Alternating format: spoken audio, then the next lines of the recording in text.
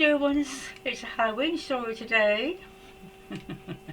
The camera's playing up. I don't know what to do with it. I think it's reflecting the mood of myself and what's going on at the moment.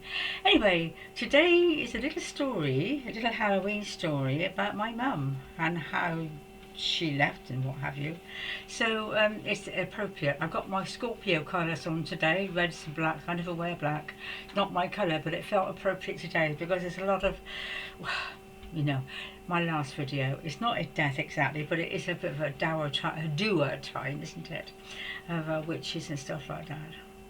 Anyway, here I am talking about Mum. She died about 10 years ago actually. We never did have a very good relationship. She wasn't my real mother. As you know from a previous video, I was a walk-in, so it was a difficult, there was something not quite there, but she had to be my mother and I had to be her daughter, so that was how it was. But when I was in Switzerland, in an astrological seminar, an astrologer told me, your mother didn't want you when you were born. And I immediately had a very mini breakdown. I was quite ill actually with the shock of it all, and I had a job to get back to England. And then many years later, just before she died really, I went to visit, and I got a sister, and she obviously, Mum wasn't very well. She was obviously towards the end and mentally not very well, and she looked at me and said, I don't want you. I want your sister, Margaret. So I've never forgotten that. You try to tell yourself it's not true, but obviously she said it, and it made sense to me because I never felt as though she was very fond of me, although she did her best. So anyway, ultimately she died, and I couldn't get to the funeral. It was a weird thing. I just moved home, and I rang her to say I'd moved, I'd got in safely, and she said, I'll ring you back, I'm not very well. Well, she didn't ring back, and about a week or two later, brother-in-law rings up and said, your mother's gone. I said, gone where? Well, she's died. Now, this is a pretty peculiar setup, which will take another video to talk about. You know how things happen at funerals and people die and people start scrabbling and what have you. There was a very peculiar situation that obviously she had turned to my sister at the end. My brother-in-law was not a very nice character, and he just ran me to tell mother had died, and I couldn't get to the funeral. I was too ill to drive down. It was down from about 100 miles or so, and I couldn't get there. My daughter went, and she was the only one who followed the funeral car. So it was a very strange situation all round. Mum came to visit me by the side of my bed not long after, but the weirdest thing was that I had a dream, and I'm sorry, I'm getting a bit emotional. I had a dream and it was so, I say it's a dream, but it was so real. It was so real. The sun was shining, it was a bright day, and I went to see her in her home in Bristol. I used to go and visit sometimes. I went up the driveway, quite a large house, walked up the driveway, woo, like I used to, waiting for the 2 cups on the table, and there they were, 2 cups on the table, and Mum, bright and breezy, hair all curled like she used to look, and we talked for a little while, and then she reached out to me, and it was a very odd sensation that she was all bright and sunny except from the elbow down to her hand. It was very decayed, and it was only a couple of weeks after she died, but this was significant that I think she was sorry for what she'd done, and she was trying to get hold of me, and that was a very negative side of her that came across. And I said, oh Mum, don't, I said, I forgive you. And with that she vanished. I've got to put my glasses on a bit. So, and I think I've mentioned this before in a previous video how I helped her to move on. She was obviously very afraid, and like most people are, the last few moments. My dad was terribly afraid, but Mum was, I can't explain it. It was just, my daughter came to see me when I was living quite distance away, a few weeks afterwards actually, and she said, Mum, she said, I'm having visions of Nanny. She doesn't know where she is, she doesn't know what to do. So I said, well, we'll just stand together and say a little prayer. I'm not clairvoyant, as you know, but my daughter is. And we just lit a candle, did a ritual again. I love my rituals. And we just said this little prayer, and I could see Mum walking towards me. She said, what's happened to the dog? She had a little dachshund dog, and I think my sister took the dog actually. So we had very, very few words, and she said, I don't know where I am, I don't know what to do. So, so I said, well, just look round, Dad will come and get you.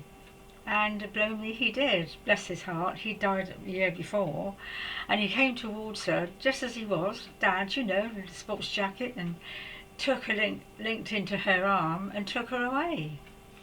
So I felt really that was a kind of goodbye, but I think she still, it's only a few months ago actually that I was moving out again and I had a vision of my mum sitting at a table with 2 dinner plates. I've got some very special Spanish brightly coloured dinner plates, and she had one in front of her and the other one was next to her, and she was obviously waiting for me to come and have a meal with her. I said, oh Mum, I'm not, it's not time, I've got a bit of a while to go yet, you're going to have to wait. So all these little instances have come about, and I did go to a spiritualist church actually to see if I could connect with her in the very early days. And the mediums, and I've got a lady here who's pleased that she hasn't got bunions anymore. All these little stories, you know, they're interesting to me, and they are kind of a proof of life after death, I guess. I haven't seen her for quite some time, because of course the more time goes on, the less I'm not sure I grieved her really, nor did my dad. It's quite odd, isn't it? So, but as time goes on, I did say to her, look, I'm not happy, Mum. I said, you didn't want me, so please don't come to see me. And that's how it is now. So, but today, of course, we're coming up to the All Souls, praying for those who've departed. And I will do a little ritual for both my parents. I think my dad and I were perhaps closer, I don't know. But it is important perhaps to, I don't know, talk about letting go and things like that, and how do you let go? I suppose you just have to accept that the situation was as it was. She did the best she could. I mean, I do have lots of obviously positive memories, and I think I was just too much for her really, because of my soul connection of being a walk-in, a play-in and all that. Mum was a very simple soul really, and I think she too was rather screwed up, you might say, emotionally. You know, that was her generation and her time. My dad was too. So I had 2 quite difficult parents, but they were necessary for my own soul growth, if you know what I mean. So on a one level, I forgive her for that, because she did the best she could, and it was how it had to be. But there's still another part of me that really hasn't quite accepted not being wanted, and I'm still working on that. I'm not quite sure what she really meant, but I know my sister, it's personalities, isn't it? I have a sister, and they got on much better than I did with Mum, and we were always fighting about something. And I used to write letters, which is not a good idea. So that's quite complicated, but I'm just thinking of her today, and of course the Scorpio time. I've got a daughter as well, that's another story. I've had to do so much letting go, but it's also, and we all have. There's no particular reason. I don't think you can rationalise it. You can't say, why has this happened, why did that?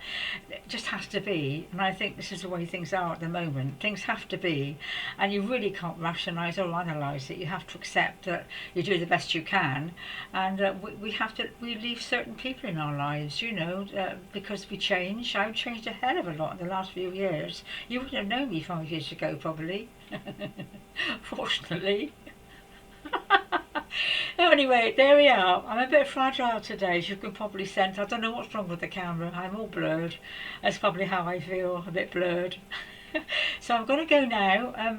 Hope you've enjoyed the video. Well, enjoyed is the wrong word. Found it interesting, I suppose.